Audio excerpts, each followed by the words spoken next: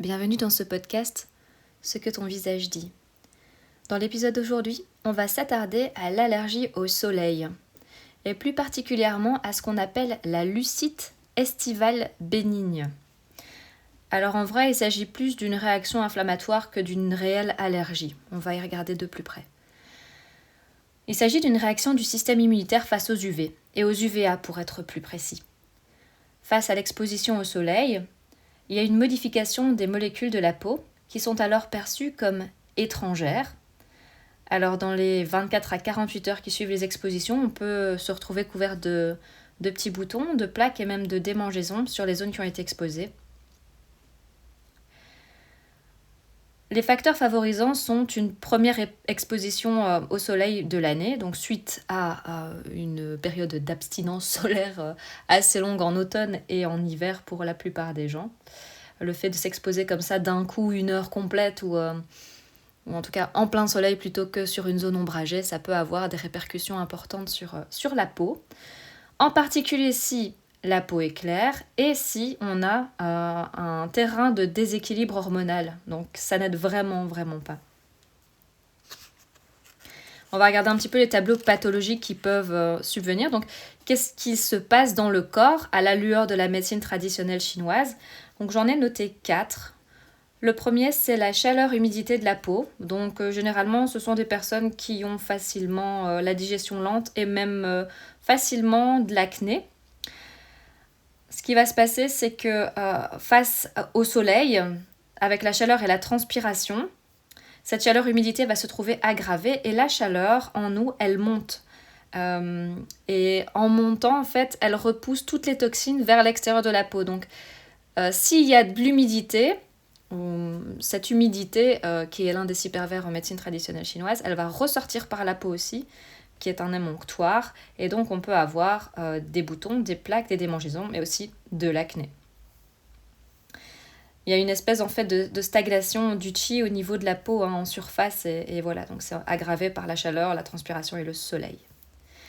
Le deuxième tableau pathologique que j'ai noté, c'est un vide de yin avec une montée de chaleur. Donc quand on a un vide de yin, ça veut dire qu'il n'y a plus rien pour retenir le yang qui monte, sans retenue, et quand il arrive à un certain palier, il y a une montée de chaleur qui l'accompagne. Donc généralement ces personnes-là peuvent avoir la peau plus sèche, des rougeurs certes en soirée et des démangeaisons, mais le soir ces personnes peuvent avoir une sensation de chaleur et des transpirations nocturnes, donc des sueurs nocturnes, et être souvent fatiguées en journée parce qu'elles sont vraiment en vide de yin. Le troisième tableau pathologique, c'est la chaleur du sang. Ça, c'est typique des adolescents, au sens large, surtout les garçons. Maintenant, pas que, évidemment. Hein, et la chaleur-humidité aussi, hein, maintenant que j'y pense, c'est assez typique. L'humidité étendue chez les adolescents à une hygiène de vie déplorable, entre autres, et à une fatigue chronique. Donc la chaleur du sang, ici, pour notre troisième tableau pathologique, là, on a vraiment des rougeurs qui sont intenses, des plaques qui sont assez exponentielles, quoi, et les démangeaisons sont vraiment intenses aussi.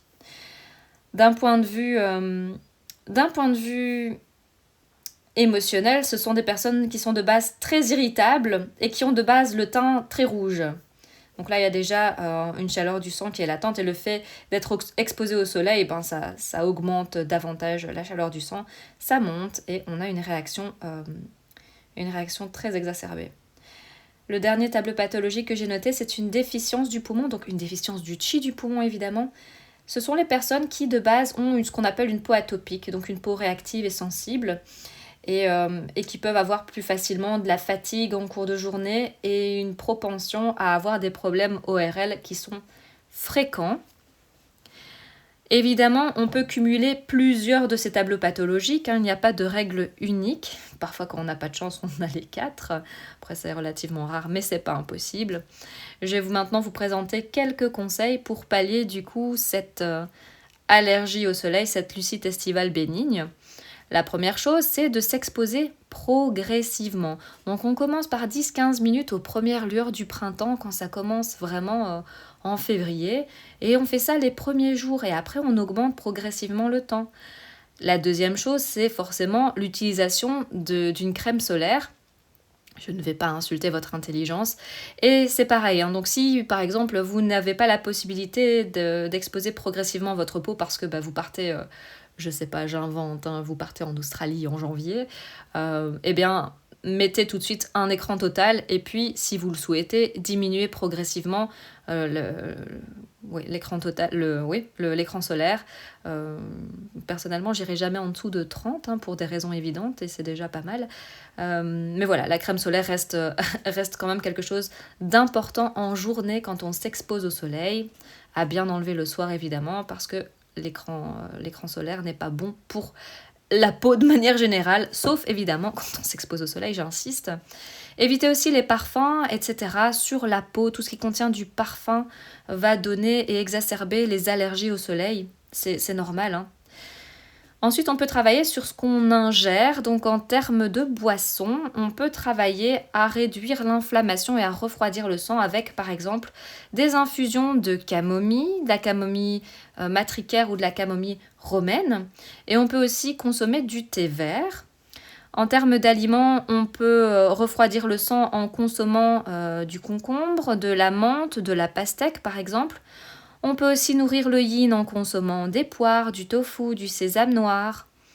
À éviter, forcément, ce sera l'alcool, les épices, la caféine et les fritures, hein, tant qu'on a une réaction qui est inflammatoire, donc une chaleur. Il faut vraiment limiter tout ce qui va réchauffer le corps. On va privilégier du coup tout ce qui refroidit, qui rafraîchit. On peut drainer l'humidité-chaleur pour ceux qui souffrent de ce tableau pathologique. Donc, pour drainer l'humidité-chaleur, on va éviter tout ce qui est produits laitiers, le sucre, et les aliments hyper transformés, les aliments trop gras, la charcuterie. Même si c'est que pour un temps ou les réduire fortement, hein, parce que le but c'est pas après de créer une intolérance à un groupe d'aliments quand on veut après les réinsérer. Ce qu'on peut consommer aussi pour chasser l'humidité, ce sont les légumineuses, donc les lentilles, les pois chiches, les haricots, etc. Ils permettent vraiment d'assécher les terrains humides sans trop exagérer. On peut aussi bouger pour activer la circulation, hein, bouger en douceur évidemment, et manger léger. Localement, on peut se masser le visage avec un roll-on froid. Vous savez, les rouleaux de pierre froid qu'on peut même mettre dans le frigo pour exagérer un peu le côté rafraîchissant. Ça permet de calmer l'inflammation et de resserrer les vaisseaux sanguins, donc c'est quelque chose d'assez intéressant. On peut appliquer du gel d'aloe vera aussi, toujours pour ses vertus apaisantes, hein. Et la dernière petite chose que je peux vous proposer, c'est de venir stimuler le point vessie 40. Ce point d'acupression se trouve au niveau du genou, à l'arrière du genou, dans le pli du genou, au centre. Vous pouvez venir effectuer des rotations, donc des pressions rotatoires circulaires de 30 secondes à 2 minutes. Ça permet de refroidir le sang et d'éliminer la chaleur-humidité via les urines. Voilà, j'espère que ce podcast vous sera utile. Je vous remercie de m'avoir écouté et je vous dis à très bientôt dans un prochain podcast.